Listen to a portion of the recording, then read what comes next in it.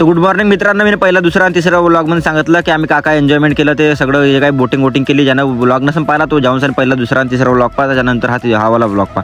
मग त्याच्यानंतर आला आम्ही इकडे मस्त आता पूलमध्ये पाहतो तर इकडे चालू होतं मस्त लहान लहान पोट्टाचे हे ते एन्जॉयमेंट. अतुल भाऊ तर काय ऐकत नव्हता, लंकेश भाऊ हा अक्षय काय ऐकत नव्हता. मग त्याच्यानंतर याने दोघांना तिघांना एन्जॉयमेंट चालू केली. मी बाहेरच होतो, बाहेरून म्हणलं मोबाईल ठेवून देतो, मग मी बादमध्ये येईन बा. मग त्याच्यानंतर पाहतो इकडं अंदर तर इकडे ये म्हणे, इकडे व्हिडिओ बनव म्हणे, फोटो काढ म्हणे. मग इकडं काय थोडा बहुत याने एन्जॉयमेंट केला.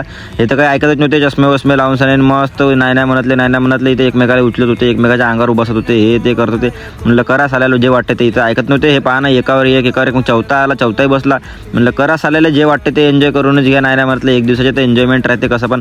तो पाहिजे तिकडला भाऊ पण काय ऐकत नाही, तो पण मस्त एकमेकाला इकडे हे एन्जॉय करू राहिला. पाणी गेला तर मोबाईलमध्ये म्हणलो जाऊ दे, पाणी पूसपास करू आणि अजूनही चालू झालं नाचण्याचे. मग मी तर बाहेरूनच नाचत होतो भाऊ, आपल्या कसं मोबाईल वे थोडंसं प्यारा आहे ना.